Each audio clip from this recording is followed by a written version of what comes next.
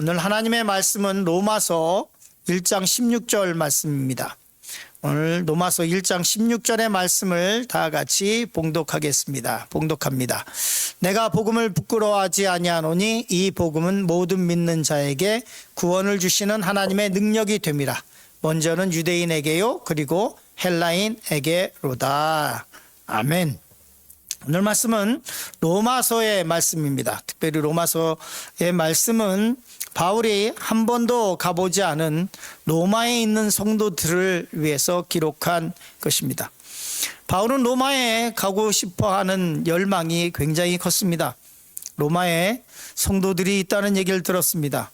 누가 로마에 복음을 전했는지는 모르지만 그곳에도 주님을 아는 사람들, 주의 백성들이 있다는 이야기를 들었습니다. 그리고 바울은 자기가 결국에는 로마에 가야 한다는 것을 알고 있었습니다. 그렇기 때문에 로마에 대한 소망이 컸습니다. 바울, 그는 누구냐? 기독교 역사에 있어서 위대한 선교사이고 또 신학자였고 순교자였습니다. 그는 살아도 주를 위해서 살기 원했고 죽어도 주를 위해서 죽기 원했습니다. 오늘 말씀은 바울이 그의 전생애를 걸고 확고한 선언을 하고 있는 위대한 믿음의 고백이기도 합니다.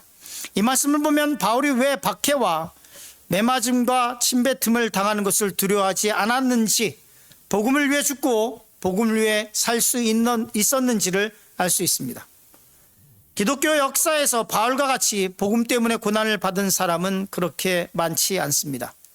바울은 복음을 위해서라면 자기의 모든 것을 걸 수 있었던 사람입니다. 왜냐하면 복음에는 하나님의 능력이 있기 때문입니다. 첫 번째 말씀을 나누려고 하는 것은 복음에는 하나님의 능력이 있다는 말씀을 나누려고 합니다. 예수님을 믿고 나서 우리는 우리의 삶이 변화되는 것을 느낍니다. 그리고 예수님을 믿고 나서 기도하기 시작합니다. 많은 사람들이 여러 가지 이유에서 교회에 들어오게 됩니다. 어떤 사람은 너무 형편이 어려워서 예수를 믿고 나면 하나님께서 복을 주신다는 말씀 때문에 교회에 들어오기도 합니다. 그리고 하나님께 간구하면서 물질을 달라고 기도하기도 합니다. 저도 물질이 필요할 때 하나님께 간구합니다. 그러나 성경은 물질만 간구하라고 얘기하고 있지 않습니다. 우리가 만약에 이 세상의 복을 받겠다고, 물질의 복을 받겠다고, 물질의 복을 달라고 그렇게만 기도하고 있다면 이것은 굉장히 낮은 단계의 신앙의 모습일 것입니다. 제가 가끔 기복신앙에 대해서 굉장히 비판을 합니다. 그러나 이것은 하나님께 물질을 위해서 기도하지 말라는 것이 아닙니다. 물질이 우리의 신앙의 목적이 돼서는 안 된다는 것입니다. 우리는 우리의 궁핍함을 하나님께 아뢰야만 합니다. 하나님은 좋으신 하나님이시고 하나님은 우리의 영혼이 잘된 같이 범사가 잘되고 강건한 복을 누리시기 원하시는 분이십니다. 우리 모두는 한 번쯤은 100달러가 없어서 100달러가 아니라 10달러가 없어서 힘들었었던 적이 있었습니다. 돈 때문에 비굴해지고 속상하고 마음이 아파해 보지 않은 사람이 없었을 것입니다. 하나님은 우리의 궁핍함을 걷어가시고 기적을 베푸시는 분이십니다. 하나님은 하나님의 자녀에게 물질의 복을 주시기 원하시는 분입니다. 아브라함이 그랬고 이삭이 그랬고 야곱이 그랬고 요셉이 그랬고 성경에 많은 사람들이 하나님께서 주신 복을 누리며 살았습니다. 지금도 하나님께서는 하나님의 자녀에게 좋은 것으로 더하시기 원하십니다. 우리도 하나님께서 주시는 복을 받아 누리고 살고 있습니다. 우리에게 날마다 일용할 양식을 하나님께서 주시고 계시고 그리고 그 복 가운데 거하고 있습니다. 그런데 우리를 향한 하나님의 뜻은 단순히 우리를 부자로 만드는 것은 아닙니다. 하나님께서 우리에게 믿음을 허락하시고 예수 그리스도를 허락하신 것은 우리를 부자 만들기 위한 것이 아니라 우리의 인생을 바꾸기 위한 것입니다. 우리의 인생은 무엇으로 바꿀 수 있을까? 성경은 분명하게 얘기하고 있습니다. 복음에는 하나님의 능력이 있어서 그 능력이 우리를 바꿀 것이라고 얘기합니다. 로마서 1장 16절 말씀 다 같이 봉독하겠습니다. 내가 복음을 부끄러워하지 아니하노니 이 복음은 모든 믿는 자에게 구원을 주시는 하나님의 능력이 됨이라. 먼저는 유대인에게요, 그리고 헬라인에게로다. 바울은 나는 복음을 부끄러워하지 않는다. 왜냐하면 이 복음에는 모든 믿는 자에게 구원을 주시는 하나님의 능력이 있기 때문이다. 저도 복음을 부끄러워하지 않습니다. 복음이 들어가면 우리의 삶을 바꿀 것이라는 것을 알고 있기 때문에 그렇습니다. 복음을 받아들인 사람들 중에 그들의 인생이 바뀌지 않은 사람이 없습니다. 어느 날 주님께서 바울에게 다가가셨습니다. 바울을 만나 주셨습니다. 그리고 그의 인생이 완전히 달라졌습니다. 바울은 예수님을 만나기 전에 세상적으로는 잘 나가던 사람입니다. 차세대 유대인의 지도자였습니다. 대제사장들도 바울을 차세대 유대인의 지도자로 인정하고 있었습니다. 그렇기 때문에 바울은 공문을 받아들고 그리스도인들을 잡으려고 다메섹까지 가고 있었습니다. 그는 유대의 차세대 지도자로서 학식이 풍부했고 성공적인 삶을 살고 있었습니다. 율법으로는 율법을 철저히 지키는 삶을 살았고, 그는 율법으로는 바리새인 중에 바리새인이었고, 히브리인 중에 히브리인이었고, 이스라엘의 초대 왕을 지낸 사울의 족속, 베냐민 족속의 자손이다라는 자부심을 갖고 있었습니다. 빌립보서 3장 5절부터 6절은 이렇게 말씀하고 있습니다. 바울의 고백입니다. 나는 8일 만에 할례를 받고 이스라엘 족속이요 베냐민 지파요 히브리인 중에 히브리인이요 율법으로는 바리새인이요 열심으로는 교회를 박해하고 율법의 의로는 흠이 없는 자다.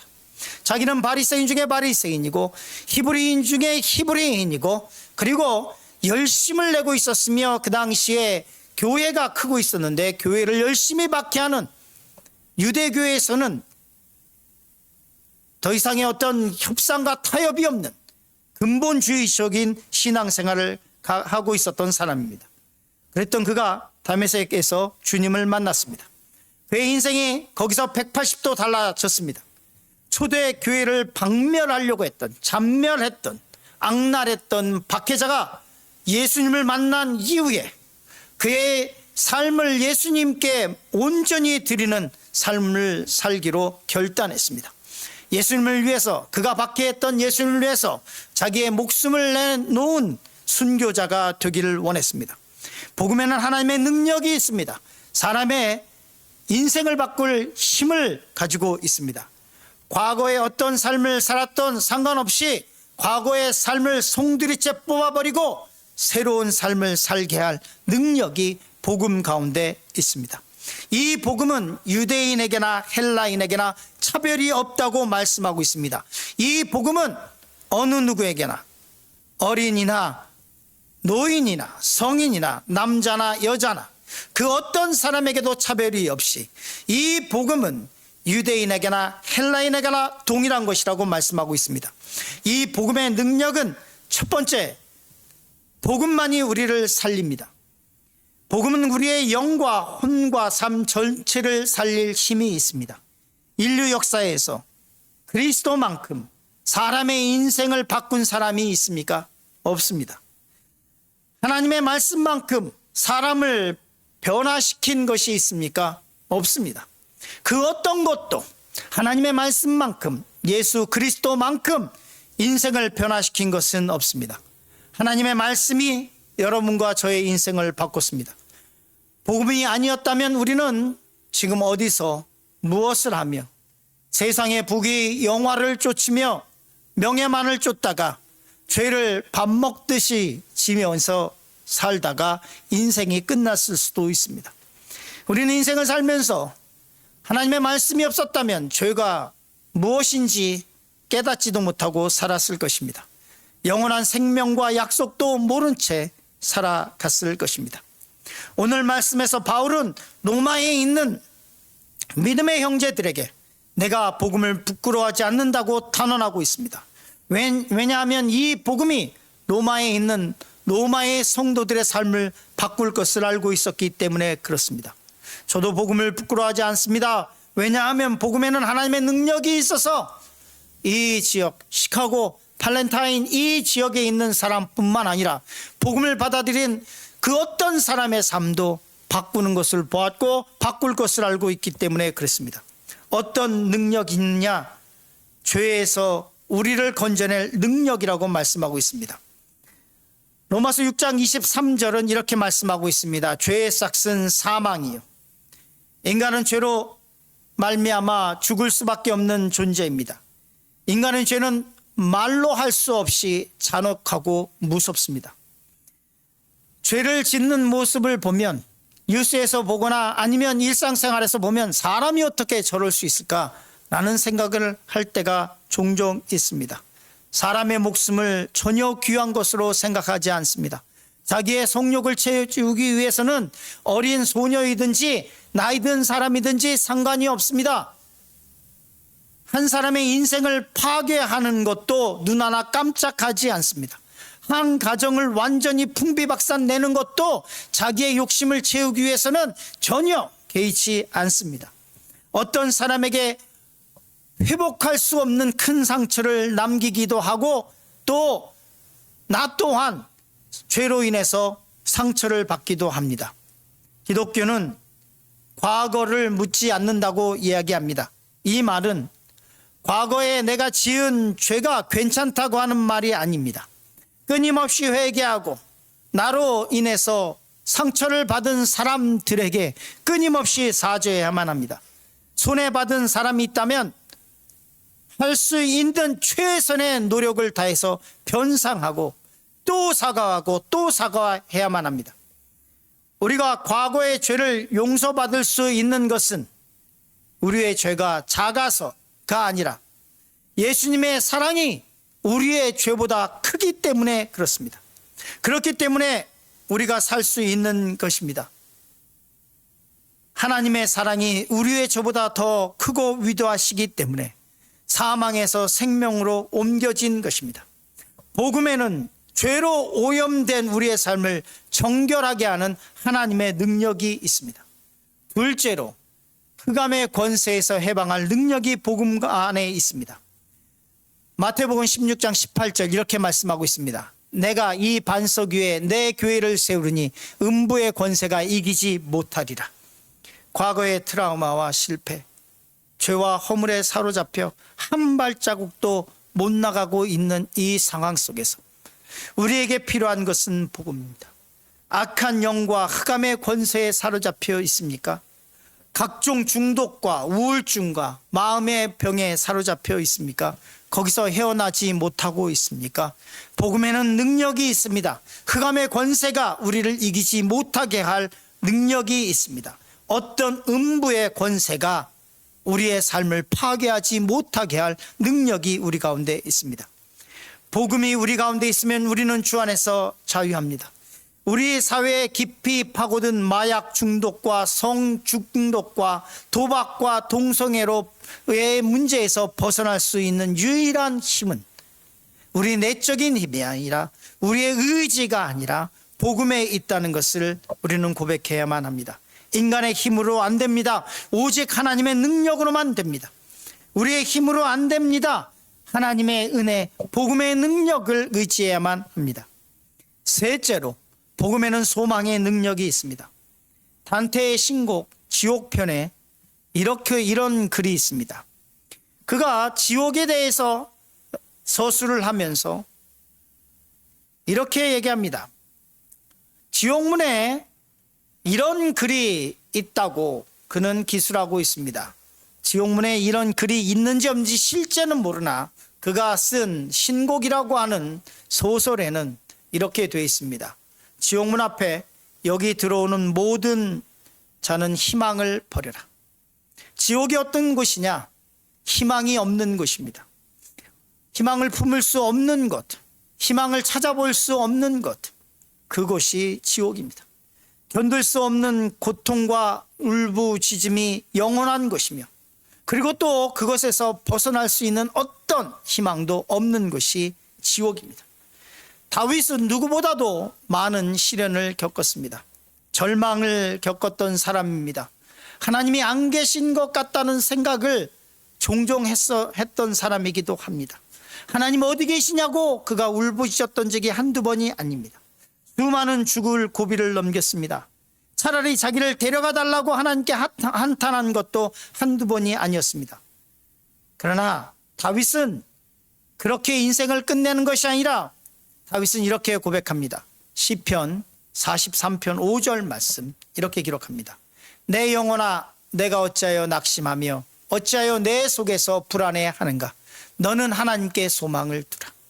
그가 정말로 하나님 어디 계십니까? 라고 탄식할 때 하나님이 어디 있습니까? 하나님 나를 불쌍히 여겨달라고 하나님의 기도의 응답이 더디 올 때에도 그가 그의 영혼에게 얘기를 합니다. 내 영혼아 내가 어찌하여 낙심하며 어찌하여 내 속에서 불안해하는가.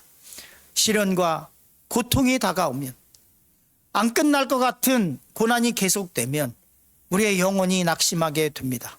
우리 속에 불안이 점점 커지게 됩니다. 우리 가운데 의심이 생기기 시작합니다. 그때 이렇게 얘기합니다. 내 영혼아 내가 어찌하여 낙심하며 어찌하여 내 속에서 불안해하는가. 너는 하나님께 소망을 두라. 내 영혼아 하나님께 소망을 두라. 우리 교회 또한 우리 또한 누구에게 소망을 둬야 하나? 하나님께 소망을 둬야 합니다. 계속해서 시편 이렇게 얘기합니다. 그가 나타나 도우심으로 말미암아 내 하나님을 여전히 찬송하리로다.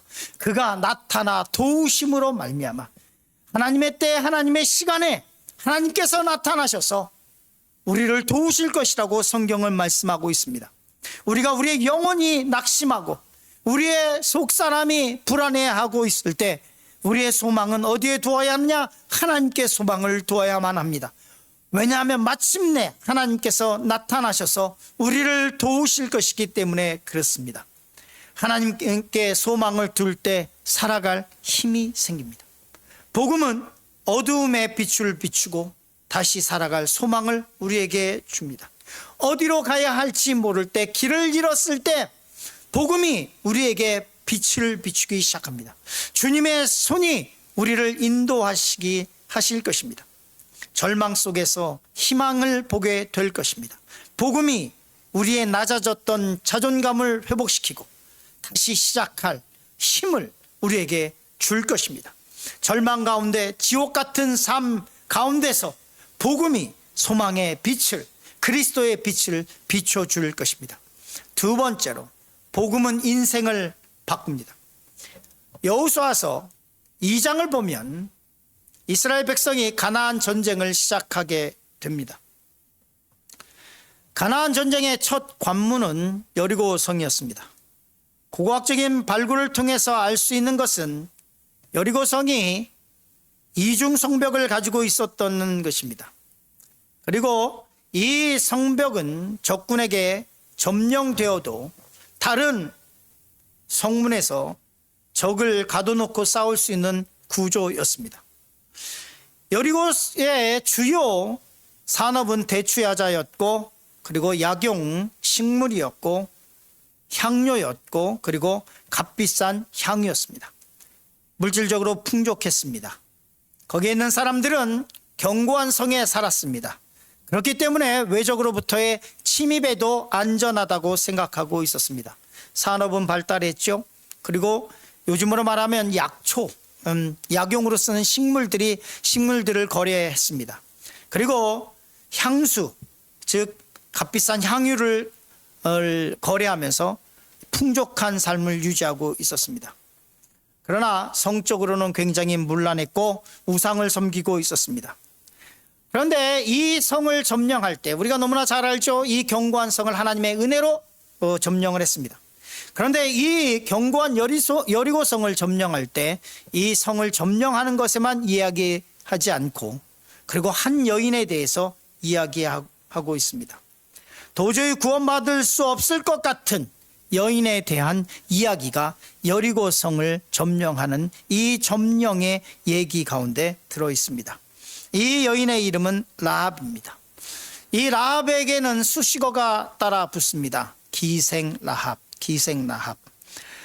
요즘에는 기생이라고 부르지를 않죠. 한마디로 말하면 창녀였습니다. 라합은 언제부터 기생이 됐는지, 창녀가 됐는지 알 수 없습니다.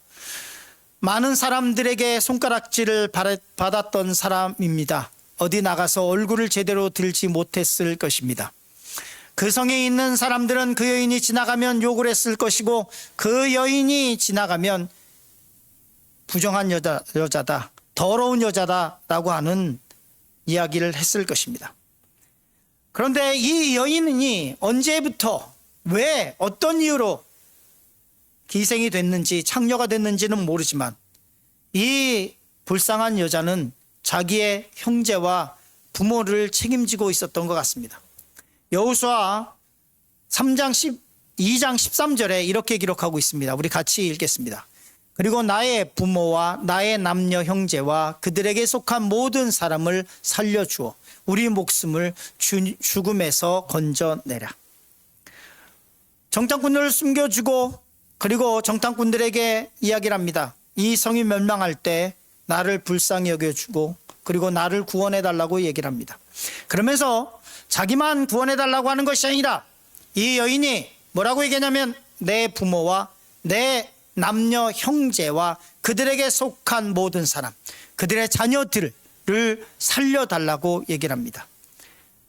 어쩌면 라합의 부모들은, 라합의 형제와 자매들은 라합이 창녀라는 것을 알고 있었기 때문에 그와 이야기하는 것을 싫어했을 수 있습니다. 그를 부끄럽게 생각했을 수 있습니다. 그렇겠죠. 그럼에도 불구하고 이 여인은 여리고성이 멸망할 때 자기 부모와 그리고 자기의 형제, 자매, 그리고 그들의 자녀들을 구원해 달라고 부탁을 합니다. 이 박복한 여인에게 하나님에 대해서 누가 복음을 증거했는지 모릅니다. 그러나 이 창녀가 하나님의 말씀을 들었습니다. 그리고 이 하나님의 말씀을 들었을 때 전능하신 하나님을 믿는 믿음이 라합에게 생겼습니다. 여호수아서 2장 11절 말씀 이렇게 기록하고 있습니다. 우리가 듣자 곧 마음이 녹았고 너희로 말미암아 사람이 정신을 잃었나니 너희의 하나님 여호와는 위로는 하늘에서도 아래로는 땅에서도 하나님이시라. 라합이 하나님에 대한 말씀을 들었는데 이 여인이 믿음이 생겨서 뭐라고 얘기하고 있냐면 너희 하나님은, 너희 하나님 야훼는 위로도 땅 아래로도 하나님이시다 라고 고백을 하게 됩니다. 라합은 아모리 족속의 여인이었습니다.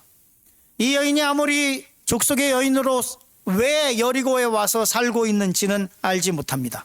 그러나 여리고에서 살면서 이방신을 섬기면서 기생으로 살고 있었습니다. 삶이 무척이나 힘들었을 것입니다. 살고 싶지 않았을 때가 여러 번이었을 것입니다. 인생에는 누구에게나 우여곡절이 있습니다. 인생에는 누구에게나 스토리들이 있습니다. 그러나 누구보다도 많은 우여곡절이 있었을 것이고 누구보다도 많은 눈물을 흘렸을 것입니다. 라합은 아마도 눈물샘이 마를 정도로 눈물을 흘렸을 것입니다. 버림받은 인생이라고 생각했을 것입니다. 소망이 없다고 생각했을 것입니다. 이렇게 살다가 죽을 것이다, 이렇게 성매매를 하며 몸을 팔며 살다가 나는 죽을 인생이라고 생각했을 것입니다. 그런데 이 여인에게 하나님의 말씀이 들어갔습니다.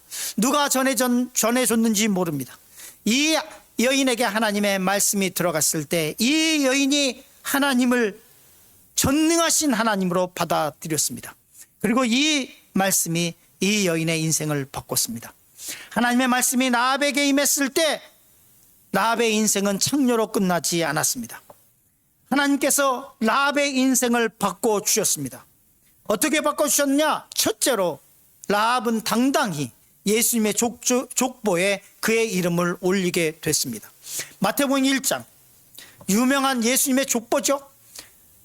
특별히 마태복음 1장 5절에 이렇게 기록하고 있습니다. 살몬은 라합에게서 보아스를 낳고 보아스는 룻에게서 오벳을 낳고 오벳은 이새를 낳고 이새는 다윗의 아버지입니다.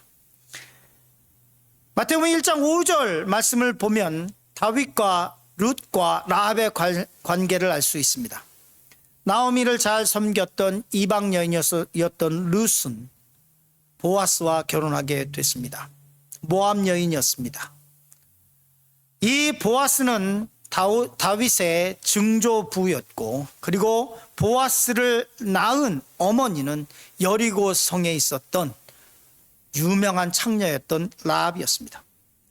이 라합이라고 하는 여인이 예수님의 족보에 당당하게 이름을 올립니다.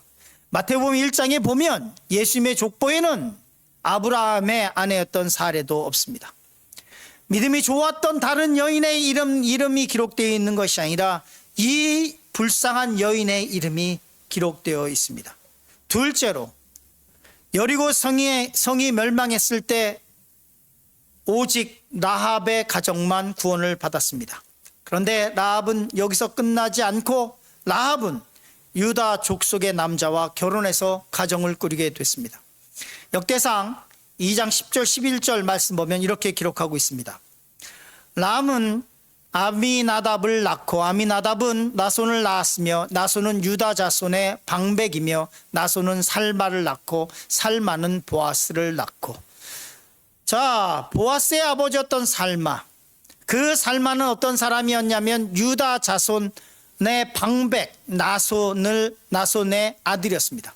즉 다시 말해서 살마는 유다 자손이었는데 그의 아버지는 이 유다 자손의 방백, 즉 다시 말해서 이 유다 자손의 장로급 되는 사람이었다는 것입니다.